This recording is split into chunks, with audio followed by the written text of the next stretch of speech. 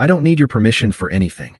She screamed when I asked her not to go on a trip with her ex, so I said, good, because you don't have it anymore, and moved out while she was gone. Now she's alone, forgotten, and I don't even feel anything. Hey viewers, before we move on to the video, please make sure to subscribe to the channel and hit the like button if you want to see more stories like this. Thanks. I used to think peace was proof of love. When things were quiet, when there were no fights, no jealousy, no drama, I believed that meant we were solid. I didn't realize at the time that peace only works if both people actually want it. Lena and I had been together a little over 2 years when everything fell apart. I was 28, working as a software analyst, living the kind of life that made my mom proud and my friends tease me. You're basically a retired dad at 30. They'd joke when I left parties early or said no to last-minute weekend trips. Lena was the opposite. She was pure motion, bright, social, restless. She worked in PR and seemed to live for the spotlight. If a camera came out, she was in front of it. If a group chat went dead, she'd send a meme just to revive it. She said she loved that I was her anchor. That word used to make me feel good, stable, dependable, grounding. Later, I realized anchor also means something that keeps you from moving. The first red flags didn't look like red flags. They looked like jokes. Like the time at her friend's birthday dinner when she leaned across the table to feed cake to her coworker, a guy named Jake who was always a little too touchy. Everyone laughed, but I noticed her hand linger on his. When we got home, I said quietly, hey, that thing with Jake, it made me uncomfortable. Lena, oh my God, Ethan, are we really doing this? He's like that with everyone. You're overthinking. She kissed my cheek, playfully grabbed my face, and said, Lena, you've got to loosen up, babe. Not every man talking to your girlfriend is a threat. It sounded reasonable enough at the time. And she was so confident, so dismissive of the idea that anything was wrong, that I convinced myself I was being paranoid. Besides, everything else about her made life brighter. She'd dance in the kitchen while I cooked, leave little post-it notes on my monitor that said things like, don't forget to smile, or, proud of you, nerd. I'd find them and laugh. I thought that was love, teasing, lighthearted chaos paired with my quiet consistency. But over time, something shifted. The teasing started to sting. Lena, you're so serious all the time. Can't you just relax for once? Me, I'm relaxed. Lena, you literally color code your calendar. That's not relaxed, that's clinical. She'd say it while laughing, but there was always a little bite behind it. I brushed it off, the way people in love brush off the things that shouldn't be ignored. I told myself she was just more spontaneous, more open, more fun. Then came the late nights. Work drinks, with coworkers that started at 7 and ended at 1 in the morning. Girls' trips that included guys I didn't know. Each time I asked a question, she acted like I was accusing her of a crime. Lena, you need to trust me, Ethan. If you can't, then what are we even doing? That line, if you can't trust me, was her favorite weapon. It shut down every conversation. And I really did trust her. I wanted to. I believed her when she said nothing was happening. I believed her when she said Jake had a girlfriend, that he was harmless. I believed her because I wanted to be the kind of man who didn't control, didn't dictate, didn't fall apart over insecurity. So I let things slide. But the small cracks kept spreading, tiny, almost invisible fractures in what I thought was stability. Like the time she came home tipsy and told me, laughing, Lena, you'd hate how flirty Jake is when he drinks. He kept saying he wishes his girlfriend was as chill as me. She said it like it was a compliment. I remember standing there, trying to smile, trying not to look as uneasy as I felt. She noticed anyway. Lena, oh my God, don't look at me like that. It's harmless. She always said that. It's harmless. It's nothing. You're overreacting. By the time I realized how often she said it, it was already too late. Because the night that phrase came back again, you're overreacting, it would be the last sentence she'd ever say to me while I still loved her. It happened on a Saturday. Lena had been buzzing all week about her PR team retreat. It wasn't really a retreat, more like a weekend networking thing her company did every quarter, an excuse to party under the banner of team bonding. She told me it was going to be at a resort 2 hours away, that everyone from her department would be there. I didn't argue. I just asked one question. Me, is Jake going? She laughed. Too hard. Lena, of course he is, Ethan. He's on the team. Don't start this again. I didn't say anything. Just nodded. She took that silence as permission. That Friday night, she got dressed in front of the mirror, hair curled, perfume filling the room, the kind she only wore on dates with me. Her dress was short, sparkly, designed to be noticed. Lena, don't look at me like that, she said, smiling. You know I have to look good. It's PR, appearance is half the job. I didn't argue. I kissed her forehead and said, "Me, have fun. Text me when you get there." She didn't. By midnight, I still hadn't heard from her. I texted once, just, "You made it okay?" No reply. The next morning, I got a picture from one of her coworkers, not sent to me, but posted publicly. It was a group shot. Everyone smiling, drinks in hand. Lena was in the front. Jake's arm was around her waist. And she wasn't moving away. I stared at it for a long time. Maybe too long. Trying to find a version of the image that made sense. Maybe his arm was just in an awkward position. Maybe she didn't notice. But then someone commented, "The power couple we didn't know we needed, smiling face with hard eyes fire," and she liked it. That was the first time something in me went cold. Not angry, not jealous, just cold. She came home Sunday night like nothing happened. Hugged me, told me she missed me. I played along. I listened to her stories, her laughter, her casual retelling of how crazy drunk everyone got. Then she mentioned, offhand, "Lena, ugh, Jake wouldn't stop being an idiot. He kept trying to dance with me. You'd have hated it." "Me, did you?" She froze. "Lena, did I what?" "Me, dance with him." "Lena, oh my God, Ethan. It was just dancing. Stop acting like I cheated." There it was again, that tone. Like I was the problem for even asking. So I said nothing. But later that night, when she fell asleep on the couch, her phone lit up with a notification. I didn't go looking for it. It was right there. "Jake, still thinking about that kiss. Don't act like you didn't like it too." Smirking face. My body went numb. There was no hesitation, no drama. Just clarity. I took a photo of the message. Then I set her phone back down, carefully, the same way you'd set down a weapon you just realized was loaded. I sat in silence for a long time.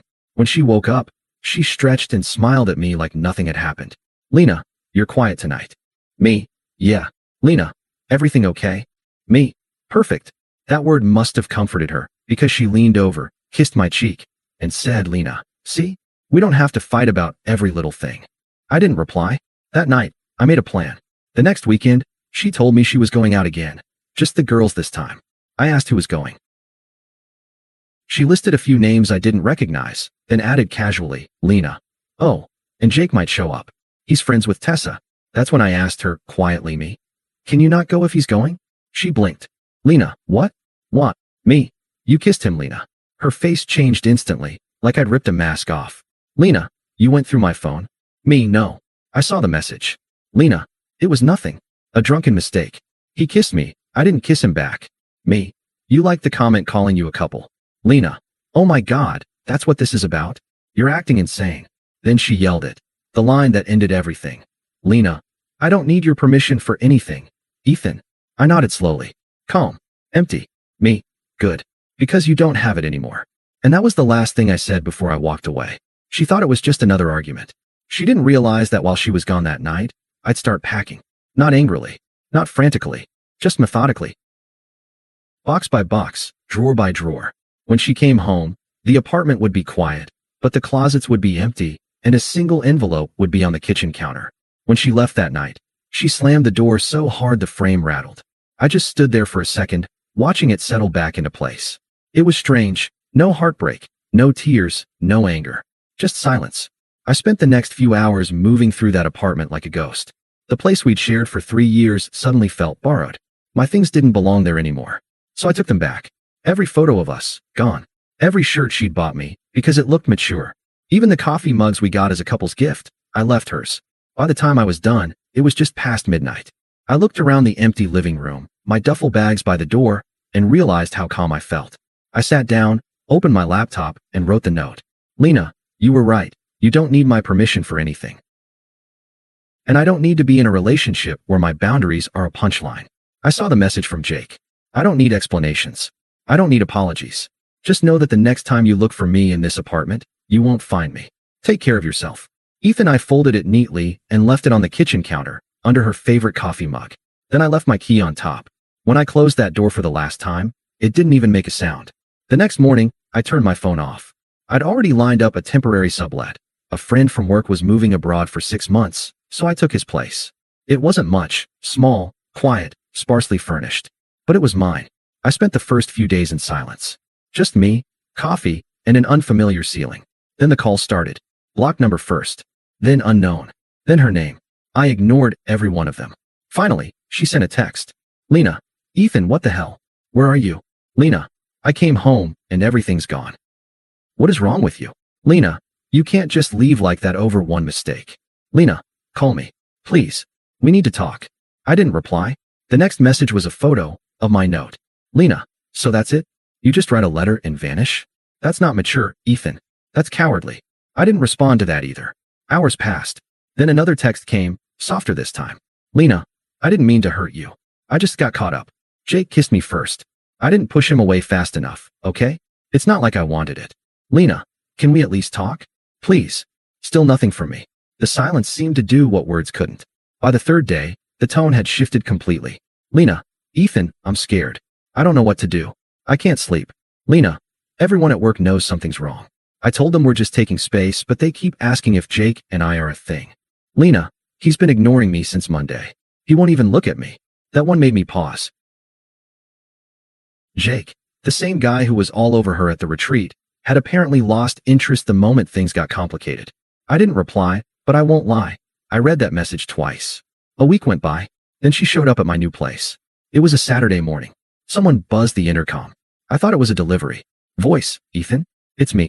I didn't answer. Lena, I know you're there. I can hear your car downstairs. I pressed the button. Me? Lena, don't do this. Lena, just open the door. Please. I just need to talk. Her voice cracked. The first real crack I'd heard since everything happened.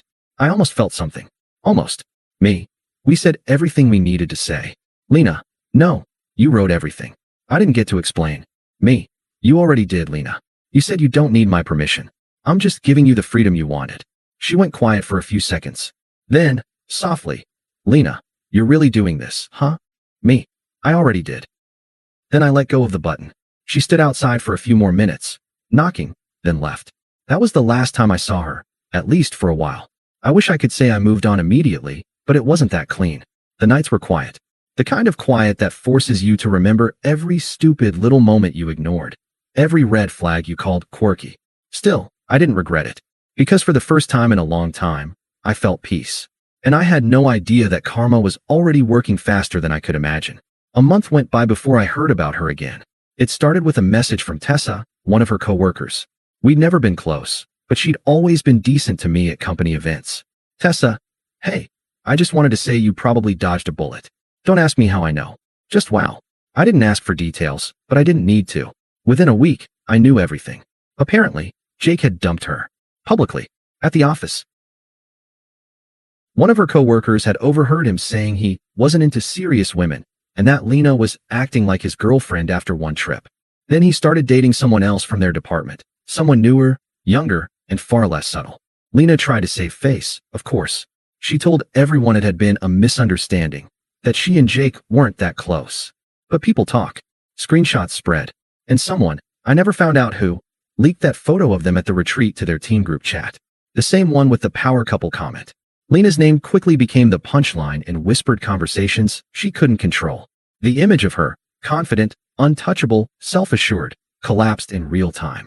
And I didn't have to do a thing. Meanwhile, I was doing fine. Better than fine, actually. Work had been steady, my routine clean. I'd started hitting the gym again. Nothing crazy, just consistency. The kind that rebuilds you from the inside out. I picked up old hobbies I dropped when I was busy supporting her career.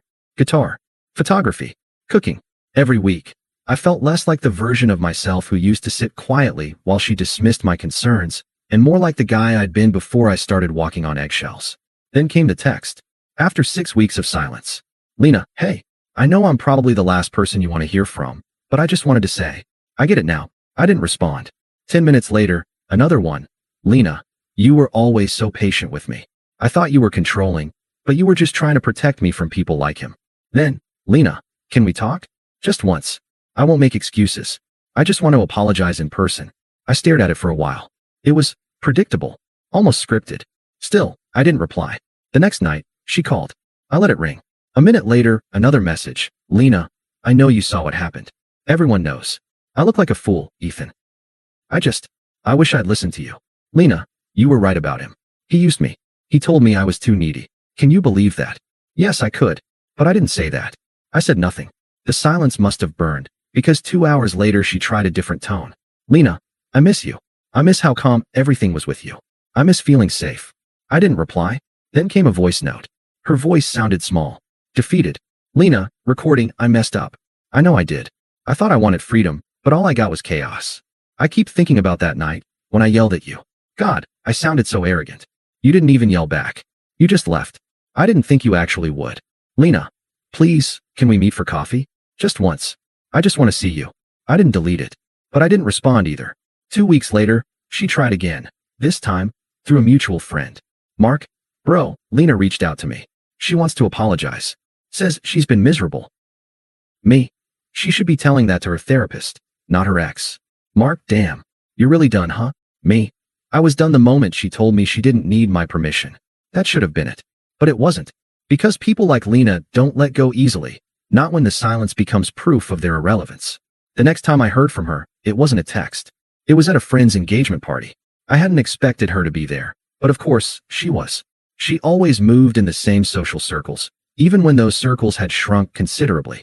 I was talking to a few people near the bar when I heard her voice behind me. That soft, too familiar tone. Lena, Ethan. I turned. She looked different. Not bad, just drained. The kind of tired that makeup can't cover. Lena, wow. You look good. Me? Thanks. Lena, I mean it. You look healthy. Happier. Me? I am. She smiled faintly, but her eyes flickered with something else. Regret. Maybe. Or disbelief. Lena, can we talk? Just for a minute. I sighed. 1 minute. We stepped aside. Lena, I just wanted to say I'm sorry. For everything. For yelling. For Jake. For treating you like you were boring when you were the only stable thing in my life. I said nothing. Lena, you didn't deserve it. I was selfish. I thought I was proving something.